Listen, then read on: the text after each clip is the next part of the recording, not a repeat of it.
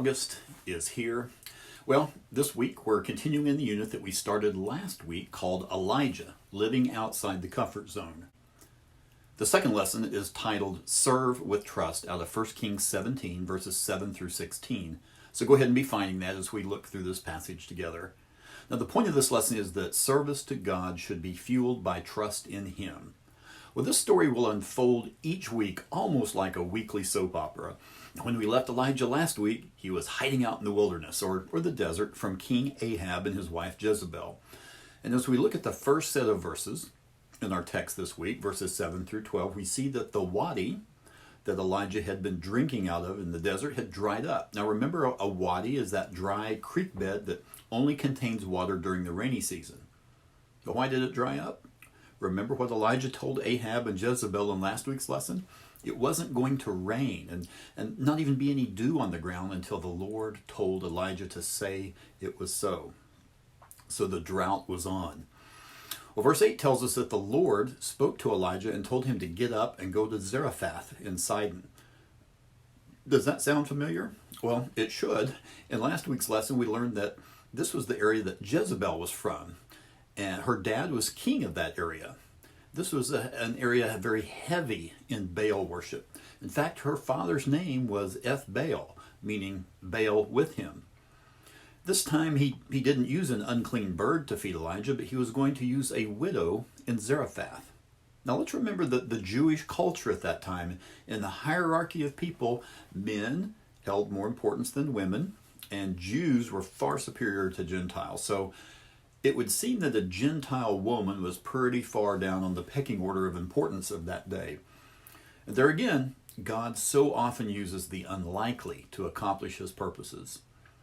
So how would this widow know to care for Elijah? Well, we see in verse 9 that God said that He commanded a woman who's a widow to provide for him. Now, we don't know how that command took place.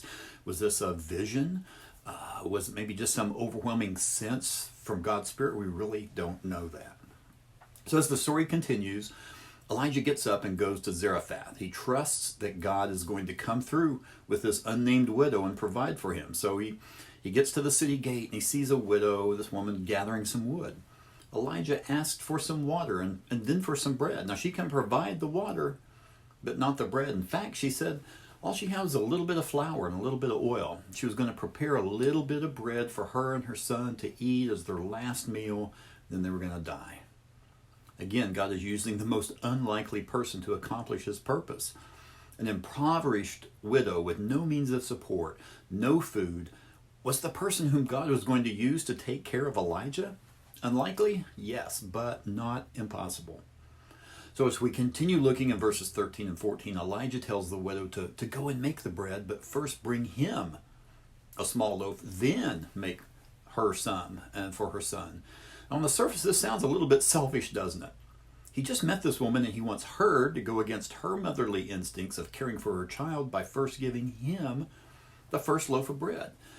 But were there even enough ingredients to do this? You remember she said she just had a handful of flour and just a little bit of oil. So this is going to take a huge amount of faith on the widow's part. But if she did this, there would be enough for another loaf of bread because the Lord was going to bless her oil and flour by keeping it full until the Lord sent rain to the land again. Now just looking at it pragmatically, really, what does she have to lose? If this Jewish guy was wrong, she would die of starvation maybe a few hours sooner than if she'd baked the bread for herself and her son. But if Elijah was right, she and her son's life would be sustained. Now whenever I read this account, I recall one of my favorite Christmas movies, The Bishop's Wife. This 1947 classic film starred David Niven and Cary Grant, Loretta Young.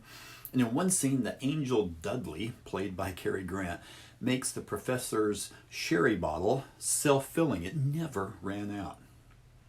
Well, anyway, in the last couple of verses 15 and 16, we see that the widow did what Elijah told her to, and as a result, neither flour jar nor the oil jug became empty. Okay, this is a nice Bible story, right? A wonderful miracle. It's a win-win for both Elijah and the widow. But how does this help us? What lessons can we learn that will strengthen our Christian walk this week? First of all, we can always trust God, even when He calls us into what we consider the enemy territory.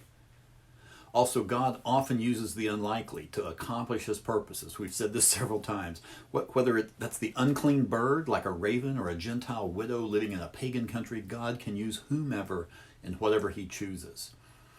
We can find God's provision in the most strange and unlikely places. Here are a couple of discussion questions you can ask your class. When has God provided for you when you absolutely needed his intervention? And also, what are some unlikely ways or people that you've seen God use to accomplish his purpose, either in your life or someone else's? Well, next week, our saga in 1 Kings continues. Just when you think things are going pretty well, got food, tragedy strikes. Now, as I say every week, don't forget to pray for and with your class this week. Thank you guys so much for watching.